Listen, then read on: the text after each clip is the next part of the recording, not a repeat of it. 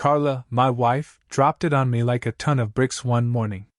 I was half asleep, nursing my coffee before work, and she was downing her usual kale spinach disaster smoothie. She was in her workout gear, scrolling through her phone. Out of nowhere, she says, "I deserve more in life." I looked up, still groggy. "Huh? More of what?" She put her smoothie down and stared at me, all serious. "This marriage is holding me back, Dave. I'm filing for divorce." I swear, I thought it was a joke. I even laughed. But she wasn't laughing. Her face was stone cold. "I've outgrown this," she said, like I was some outdated piece of furniture she was ready to toss. "You wouldn't understand." I sat there, blindsided. My wife, the woman I'd shared years of my life with, just dropped this on me like it was no big deal. All I could feel was shock and anger boiling in my chest. "What do you mean you've outgrown this?" "Outgrown what?" She sighed, like I was a child asking too many questions. "Dave, I've been working on myself, trying to be the best version of me. And frankly, this life doesn't match my potential anymore. I want more than this house, this routine, this you." Her words hit me. She didn't even sugarcoat it. I was part of the problem in her eyes. The life we built together wasn't good enough for her anymore. She grabbed her gym bag and walked out the door without so much as a goodbye. I sat there staring at the half-empty glass of green sludge she left behind, wondering what the hell just happened. The shift. That day at work was a blur. I went through the motions, but my mind was stuck on Carla. Was this real? Was she actually leaving me? We'd had arguments before, sure, but divorce? It felt so sudden, so calculated. And the way she said it, like she'd been rehearsing the speech for weeks, made it clear she'd already made up her mind. Over the next few days, the cracks in our marriage became glaringly obvious. She barely spoke to me unless it was about dividing up the house or setting up mediation. She started staying out late, claiming she was at the gym or with friends. Her phone was glued to her hand, and her Instagram was blowing up with selfies and captions like, "New chapter who this?" and "Living my best life." Every post was a slap in the face, a reminder that she'd already moved on mentally, even if the papers weren't signed yet. One night, while scrolling through my own social media, I noticed she deleted every picture of us. Wedding photos gone, anniversary posts erased. It was like I'd been scrubbed from her life entirely. Meanwhile, her new posts were racking up likes and comments from people hyping her up. "You're glowing! Such an inspiration!" It made me sick. None of these people knew the real Carla or what she was putting me through. Another night, I overheard her on the phone while I was getting ready for work. She was in the kitchen, talking to someone in that fake, sugary voice she used when she wanted something. "Yeah, I just feel so free now," she said. "I'm finally doing what makes me happy." She paused, then giggled. "He doesn't even get it. He's stuck in the past." That was the moment it hit me. Carla wasn't just leaving me, she was reinventing herself, and I was the anchor she was cutting loose. But here's the thing, I'm not the kind of guy to just roll over and take it. She thought she could steamroll me and walk away with everything, but she was in for a rude awakening. This was only the beginning. If Carla wanted a fight, she'd get one. The exposure. One afternoon, I was grabbing lunch at a cafe near work, minding my business, scrolling through my phone. I overheard these two dudes at the next table. They were talking about some fitness babe they found online. I didn't pay much attention until one of them said her name, Carla. My stomach dropped. They were laughing, talking about how she had some premium content she was promoting. At first I thought, no way. Not Carla. But then one of them showed her Instagram on his phone. It was her. My Carla. They went on about how she'd started teasing an OnlyFans account, posting links in her bio. Like for the real workouts. My blood boiled. This wasn't just some fitness phase. She was using her newfound freedom to become a full-blown thirst trap for money. When I got home, I confronted her. She was sitting on the couch, scrolling through her phone like nothing had happened. "Carla," I said, trying to keep my cool. What the hell is this OnlyFans thing I'm hearing about? She looked up, completely unfazed. It's my body, Dave. My choice. And it's none of your business anymore. I couldn't believe her nerve. None of my business? We're still married. You're out here selling yourself on the internet while I'm trying to hold our lives together. She rolled her eyes like I was some outdated fossil who just didn't get it. It's not selling myself, it's content creation. Plenty of people do it. Besides, it's not like you're paying my bills anymore. That's when it hit me. Carla didn't just want a divorce, she wanted a whole new life, one where she was the star, the main character, and I was just some extra she'd written off. She wasn't embarrassed or apologetic. If anything, she was proud, like she finally found her true calling as an online spectacle. Over the next few weeks, her antics escalated. She started dressing like she was auditioning for a reality show, tight dresses, sky-high heels, makeup caked on like frosting. Every time she walked out the door, she looked like she was heading to some red carpet event, not the grocery store. And the captions? They got worse. Living my truth, no more holding back. And the one that made me want to throw my phone. She's not a wife anymore, she's a force of nature. The audacity. While Carla was out playing celebrity, I was stuck dealing with the fallout, lawyers, paperwork, the whole 9 yards. But Carla wasn't as untouchable as she thought. My lawyer, Steve, an absolute legend, had been doing some digging. Turns out, she'd been seeing a gold digger, but with a gym membership. I think you could guess whom I'm talking about. Stay tuned, folks. Things are about to get messy. It's Dave, your favorite soon-to-be divorced dude with a front-row seat to my ex's drama-fueled glow-up disaster. If you've been keeping up, you know my wife, Carla, decided she was too good for this life, left me high and dry, and has been parading around town like she's some fitness celebrity. But let's talk about the guy who's been fueling this whole mess, Justin. Yep, her personal trainer. Real original, right? The second I heard his name, I knew this wasn't just some innocent trainer-client relationship. Justin was the type of guy you'd expect to see on a reality dating show, shredded, spray-tanned, and about as deep as a puddle. He was all charm, muscles, and smirks, like he walked out of a bad rom-com. Carla wasn't subtle about their connection either. One day she strutted into the house after her workout, practically glowing. Justin says I'm the strongest I've ever been. She bragged, not even looking at me. Yeah, Carla, I'm sure Justin also told you he's never trained anyone like you before, because that's his script. A few weeks later, she stopped pretending it was just workouts. She started dropping his name in casual conversations. Justin's taking me to this new vegan restaurant. Or, Justin said this protein powder is life-changing. Meanwhile, I'm standing there like, do I look like I care? But Carla wasn't just name-dropping, she was flaunting him like he was her prize. Word spread fast. Friends started texting me with sightings of Carla and Justin all over town. They were holding hands, laughing, and acting like some Instagram couple of the year. Carla didn't even try to hide it. One night she came home, bold as ever, and said, "Just so you know, Justin and I are dating now. I think it's time you accept that." Oh, I accepted it all right.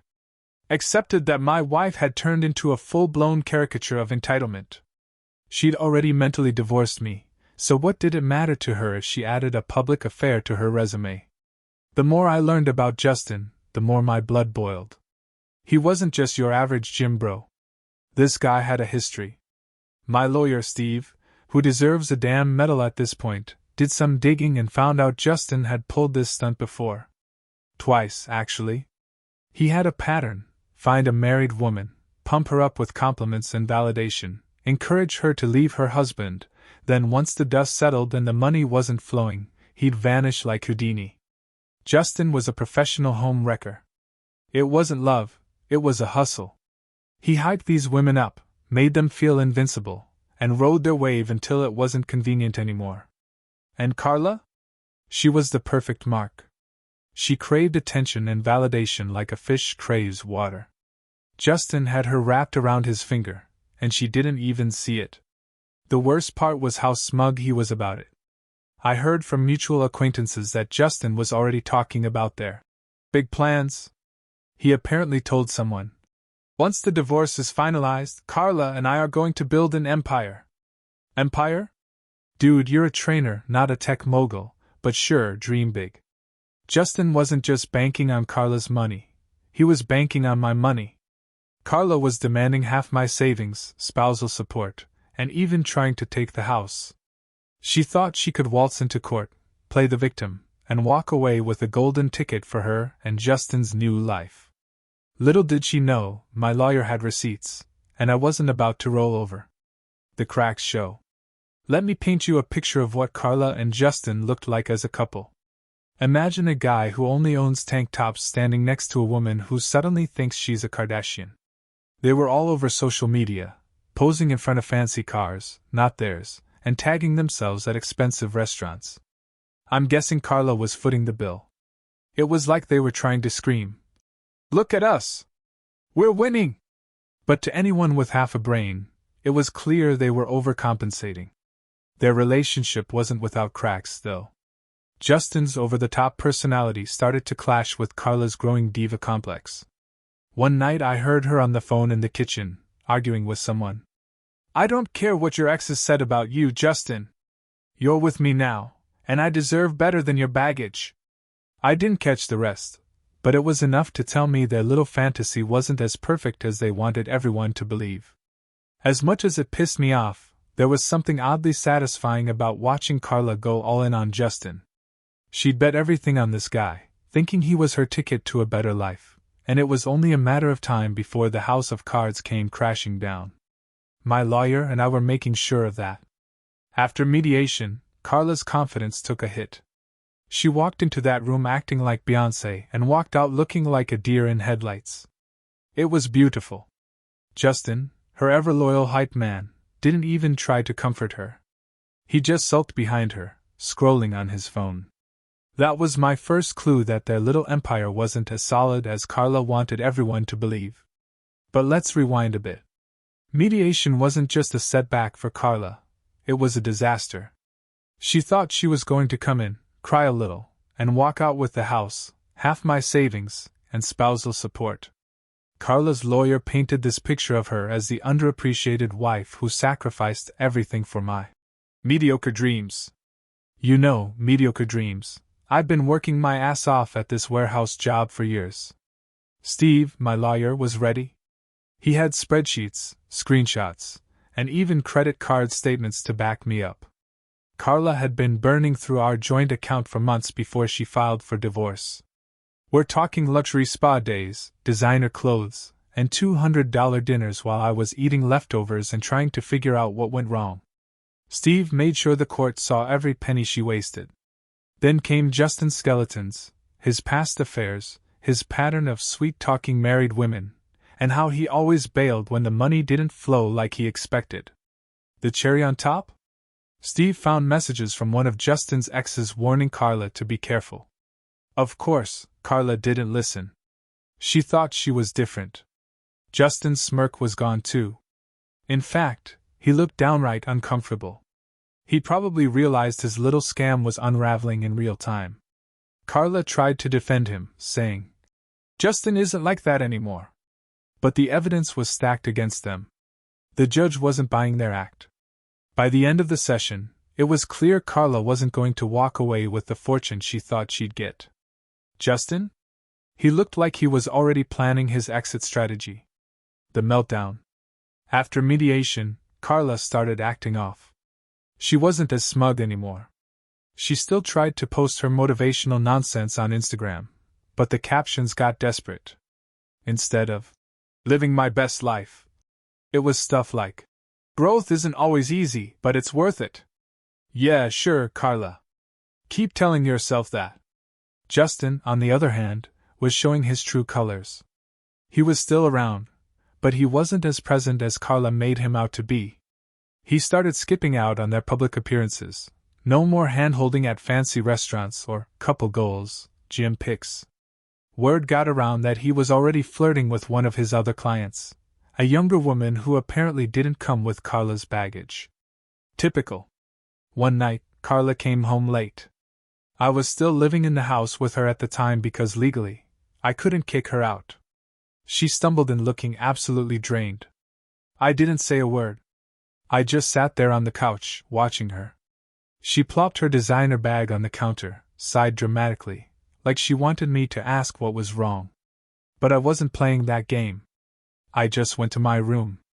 The next morning, Carla tried to act like everything was fine. She walked around the kitchen, making one of her kale smoothies, but her usual smugness was gone. "Justin's been busy with his clients," she said out of nowhere. I didn't respond. I knew she wanted me to bite to ask about him, but I wasn't giving her the satisfaction. A week later, the real drama started. I got a call from Steve. Apparently, Carla had filed some last-minute paperwork, trying to claim more assets. She wanted emotional compensation for the stress I'd caused her during the marriage. Yes, you read that right. Carla thought she could get more money by blaming me for her midlife crisis. I couldn't believe the audacity. Steve, being the legend that he is, had already prepared for this nonsense. He filed a countersuit, showing how Carla had drained our accounts and emotionally manipulated the situation to her advantage. He even included her Instagram posts as evidence. The captions alone were gold, proof that she wasn't some stressed-out victim but a self-absorbed diva living her best life at my expense. Around this time, Justin officially went MIA.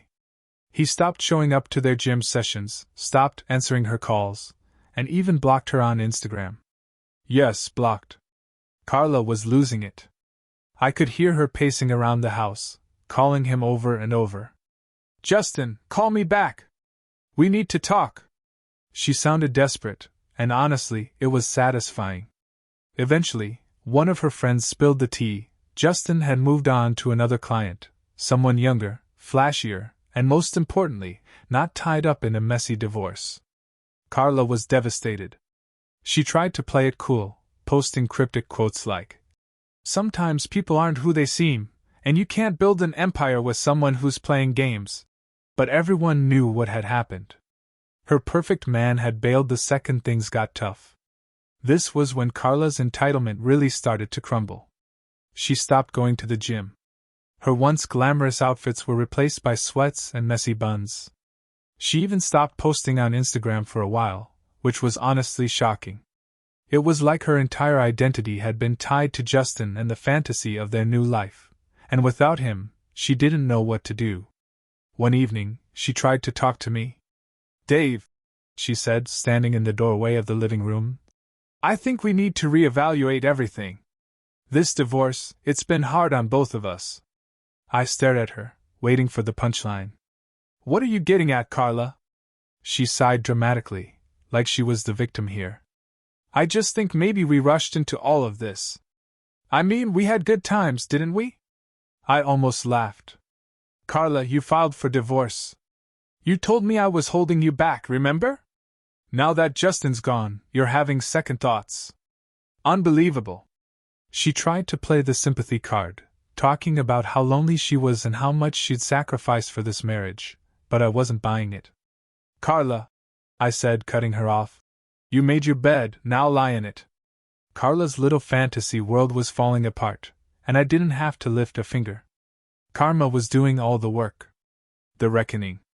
Carla, my ex-wife, thought she could waltz into court, take everything, and start her new life with Justin, her personal trainer. But karma came calling, and now we're in the final stretch. Let me tell you how the courtroom drama played out, and why Carla probably wishes she'd never stepped foot in there. Court day finally rolled around. Carla walked in, but it wasn't the usual diva strut I'd gotten used to. No designer blazer, no smug grin. Just her and her lawyer looking about as confident as a pair of kids walking into detention. She must have known things weren't going to go her way. The energy was off, and honestly, I loved every second of it. On the other side, there I was with Steve, my lawyer. He came prepared, carrying a binder so thick it could have doubled as a doorstop. I wasn't nervous at this point. I had nothing to lose. Carla had already thrown every punch she had, and I was still standing. Today was about making sure I didn't just survive this, I won. Her lawyer started by presenting her emotional compensation claim I told you about earlier, painting a picture of Carla as this long-suffering wife who had been emotionally drained by my lack of support for her personal growth. Apparently, my refusal to support her fitness journey, also known as her affair with Justin, had been a form of neglect. Steve, my lawyer, let her lawyer go on for a while, allowing them to dig their own hole. Then it was our turn. Steve started by systematically dismantling their argument. He showed evidence that I not only supported Carla, but had gone above and beyond during her so-called fitness journey. He presented proof that I'd taken over household chores, adjusted my work schedule, and even encouraged her to pursue her goals.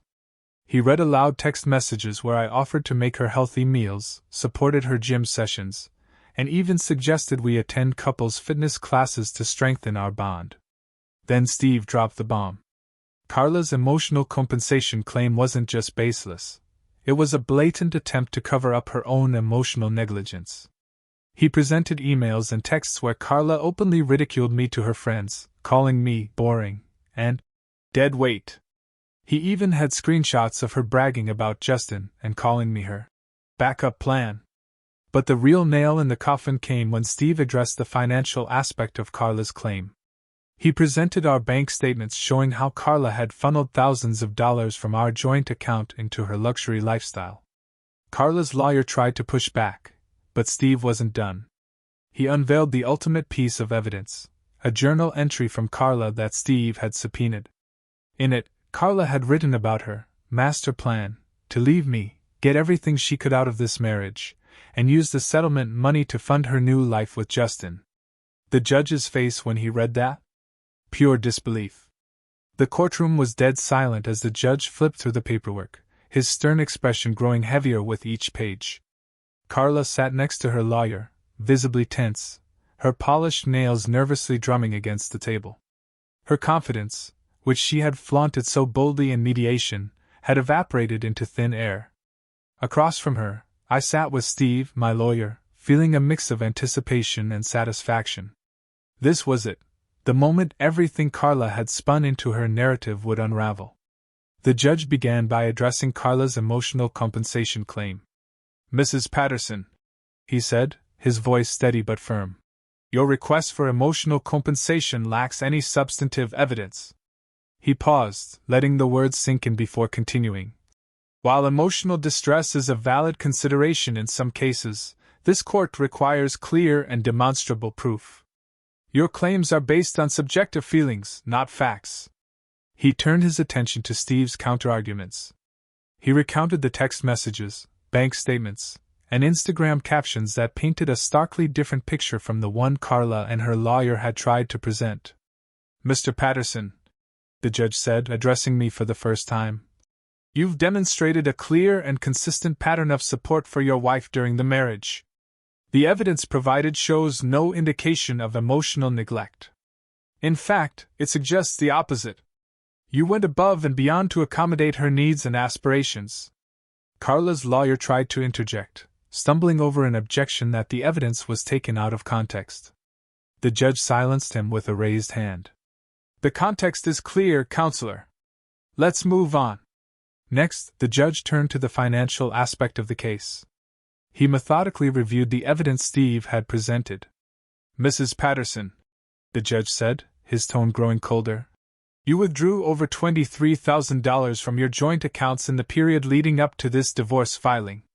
These funds were not used for household expenses or shared needs. Instead, they were spent on luxury items, high-end dining, and personal indulgences. The court finds this behavior irresponsible and in direct violation of your marital financial obligations." Carla squirmed in her seat, her face flushing a deep red. Her lawyer attempted to downplay the spending, claiming it was part of her coping mechanism during a difficult time. The judge was unimpressed.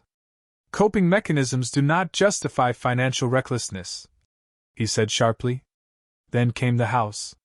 Carla had confidently argued she was entitled to half of it, claiming she had contributed emotionally, if not financially, to its upkeep. Steve was ready for this. He provided records showing I had paid the mortgage in full, maintained the property, and even handled renovations, all while Carla contributed nothing. The judge didn't mince words. "The house will remain the property of Mr. Patterson," he declared. "Mrs. Patterson, you have no financial claim to it based on the evidence presented." Carla's jaw dropped. Her lawyer whispered something in her ear, but she waved him off, too stunned to respond. The judge wasn't done. "Furthermore," he continued, "due to the unauthorized use of marital funds, Mrs. Patterson is ordered to reimburse Mr. Patterson in the amount of $23,750. You could have heard a pin drop. Carla's lawyer slumped in his chair, visibly defeated. Carla herself looked like someone had knocked the wind out of her. Her carefully curated narrative had collapsed in spectacular fashion, leaving her with nothing but the consequences of her actions. The ruling was final, no appeals, no loopholes. The judge closed his folder and said, "This court is adjourned." I leaned back in my chair, a wave of relief washing over me. Justice had been served, and for the first time in months, I felt like I could breathe again. The aftermath. Leaving the courtroom, the tension in the air was palpable. Carla's lawyer was already packing up his briefcase, avoiding eye contact with anyone. Carla trailed behind him, her head hanging low. For someone who had strutted into this process with the confidence of a reality TV star, she now looked utterly defeated. Steve patted me on the back as we walked out. "We did it," he said with a small smile. I nodded, grateful for his work. He not only defended me but also exposed the truth behind Carla's manipulative tactics. As I exited the courthouse, I couldn't help but glance back at Carla. She was still standing there, staring blankly at the floor. For a brief moment, I felt a twinge of pity, but it quickly faded. She had orchestrated this chaos, and now she was facing the consequences. Over the next few days, the fallout of the ruling became glaringly obvious. Carla was ordered to vacate the house within 30 days, and I made sure to enforce it. She tried to stall, claiming she needed more time to get her affairs in order, but I didn't budge. I reminded her that she'd had plenty of time to prepare while she was busy flaunting her affair with Justin. Grudgingly, she packed up her things and moved out. Watching her leave that final day was oddly satisfying. She loaded her designer luggage into an old car one of her friends had apparently loaned her, and drove off without so much as a goodbye. The house, once filled with tension and resentment, suddenly felt peaceful. Carla's financial situation spiraled quickly. Without access to my income or the marital funds she'd been draining, she was left to fend for herself. She tried to sell off some of her designer clothes and handbags, but it wasn't enough to cover the debt she owed me. Word got around that she was borrowing money from friends, who were quickly growing tired of her sob stories. As for Justin, he vanished entirely. He didn't return her calls or messages. One night, about 2 weeks after the ruling, Carla showed up at the house unannounced. I opened the door to find her standing there, her once flawless appearance replaced by messy hair and tired eyes. She looked like she hadn't slept in days. "Dave," she said softly, her voice cracking. "Can we talk?" I stepped outside, closing the door behind me. "What do you want, Carla?" She hesitated, wringing her hands. I wanted to say I'm sorry for everything. I made mistakes, big ones. I let Justin manipulate me. I got caught up in this fantasy and I ruined everything." Her words sounded rehearsed, but the desperation in her eyes was real. She wasn't here to apologize out of genuine remorse. She was here because she had nowhere else to turn. "I don't know what you expect me to say," I replied, my tone calm but firm. "You made your choices. You chose Justin. You chose to try and take everything from me. And now you're dealing with the fallout." Tears welled up in her eyes. Can't we at least be civil? Maybe start over? I have nothing, Dave. I'm lost." I stared at her for a moment, feeling nothing but resolve. "Carla, I gave you everything. My support, my trust, my love. And you threw it all away. You don't get to come back now and ask for a second chance." That's not how this works. She broke down, sobbing on my porch, but I didn't flinch. After a moment, I stepped back inside and closed the door, leaving her outside with her regrets. Since that day, I've moved on. As for Carla, I've heard through the grapevine that she's still struggling to get back on her feet. She's burned bridges, lost friends, and is now facing the reality of her own choices. Sometimes karma doesn't just knock on the door, it kicks it down. And for Carla, it left her with nothing but the consequences of her actions.